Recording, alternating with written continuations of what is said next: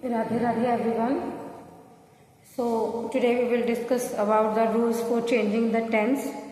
किसी particular sentence के अंदर हम टेंस के अंदर चेंज किस तरीके से करते हैं। जैसे हमने लास्ट क्लास में भी पढ़ा था ना, हमारी रिपोर्टिंग वर्ब जो होती है वो हमें ये बता देती है कि हमें टेंस को चेंज करना है या नहीं करना है। तो उसके बाद हम आते हैं कि अगर हमें टेंस को चेंज करना है, नहीं करना है, देन तो आपके प्रोनाउन को चेंज कीजिए और अपने time and time and place के जो वर्ड्स हैं उनको चेंज कीजिए। तो अब हम देखेंगे कि टेंस किसके अकॉर्डिंग चेंज होता है। तो देखिए, सिंपल प्रेजेंट टेंस जो होता है वो आपका सिंपल पास्ट में चेंज हो जाता है, मतलब कि V1 जो होती है आपकी V2 में चेंज हो जाती है। प्रेजेंट कॉन्टिन्यूस होता है is am are plus ING, that changes into past continuous, that will be was were plus ING। ठीक है, सिंगुलर प्लूरल आप अपने अकॉर्डिंग टू सब्जेक्ट चेक करेंगे। प्रेजेंट आपका परफेक्ट है, हैज प्लस थर्ड फॉर्म होता है, that will convert into past perfect, that will be had plus third form. After that simple past होता है वो आपका किस में चेंज हो जाता है, पास्ट परफेक्ट के अंदर, यानी कि वर्ड की सेकंड फॉर्म भी किस में चेंज हो जाएगी, हैड प्लस थर्ड फॉर्म। उसके बाद आपका एक बेटा प्रोनाउंस का चेंज होता है, किस तरीके से होता है वो आपका ये रूल रहता है, SON सन 1 2 3। सब्जेक्ट आपका चेंज होता है, मतलब फर्स्ट पर्सन के अकॉर्डिंग, फर्स्ट पर्सन चेंज होता है सब्जेक्ट के अकॉर्डिंग, सेकंड पर्सन चेंज होता है आपका ऑब्जेक्ट के अकॉर्डिंग, और थर्ड पर्सन जो होता है आपका नो चेंज होता है, मतलब कि थर्ड पर्सन आपका किसी के अकॉर्डिंग चेंज नहीं होता, इट विल रिमेन सेम। ठीक है ना। तो अब एक बार हम थोड़ा सा ये डिस्कस और कर लेते हैं कि फर्स्ट सेकंड थर्ड पर्सन किस तरीके से कैसे कैसे चेंजेस होते हैं। ये आपके टेंस के रूल्स थे, आपको नोट्स बनाने हैं, अपनी एक्सरसाइजेस वगैरह जो आपकी बुक में गिवन है उनको रिवाइज करना है, फिलअप करके देखना है। एक बार थोड़ा सा प्रोनाउन के रूल्स और देखिए। तो बेटा देखिए, ये जो है आपका प्रोनाउन के जो केसेस होते हैं ना अलग अलग, जैसे फर्स्ट पर्सन आपका सब्जेक्टिव होता है, सब्जेक्ट के तौर पे यूज़ किया जाता है। जो आपका फर्स्ट पर्सन का मतलब कि फर्स्ट पार्ट रहता है सभी का, जैसे ये फर्स्ट वन पोजीशन जो है आई, ही, यू, ही, शी, दे, ये सारे आपके सब्जेक्ट के तौर पे यूज़ होते हैं।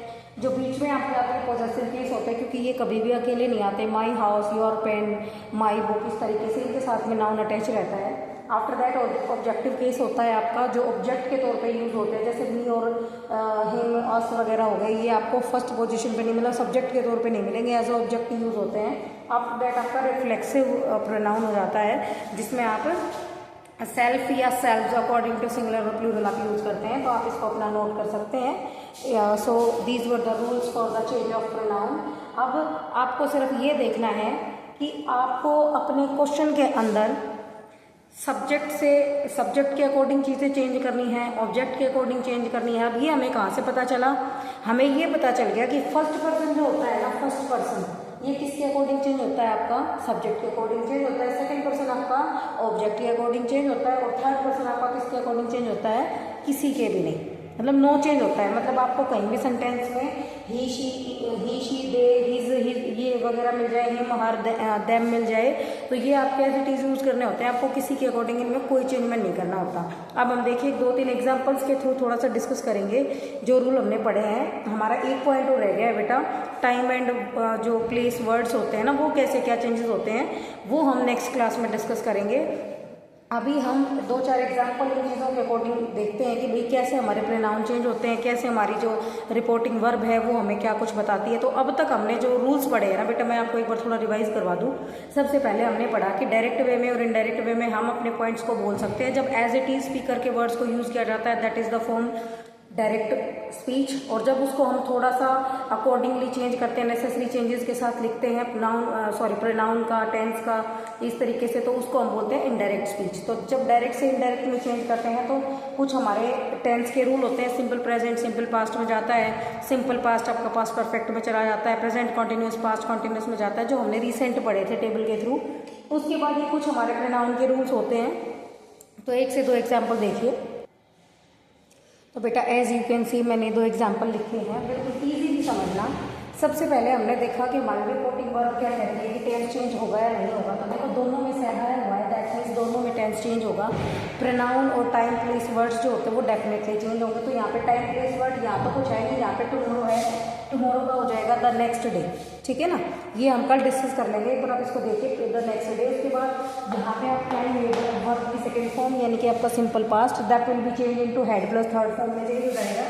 ठीक है, तो यहाँ पे ये हो जाएगा आपका हैड वांटेड, ठीक है। उसके बाद एम गोइंग है, यानी कि इज हमारे प्लस ING आपका प्रेजेंट कॉन्टिन्यूस पास्ट कॉन्टिन्यूस आ जाएगा। ये आपका हो जाएगा वाज गोइंग, वाज वर, और ऐसे हो जाएगा वाज वर, वो देखेंगे हमारा सिंगुलर आएगा या plural. Was going the next day. अब ये क्योंकि दोनों के दोनों आपकी जनरल इन्फॉर्मेशन है, सिंपल स्टेटमेंट्स हैं, तो दैट से कनेक्ट करेंगे तो यहाँ पे क्या हो जाएगा शी शैड दैट।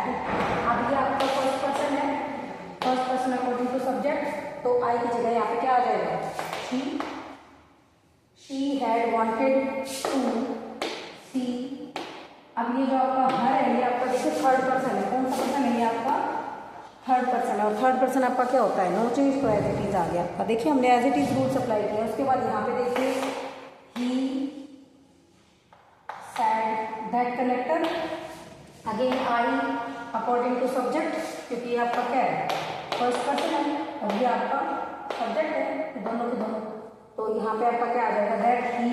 अब ही सिंगल है तो वाज ही आएगा, अगर प्लूरल होता तो हम क्या कर देते हैं यहाँ पे फिर वर कर देते हैं, he was going the next day. So that is the way to change the speech from direct to indirect. ठीक है बेटा, थैंक यू एवरीवन।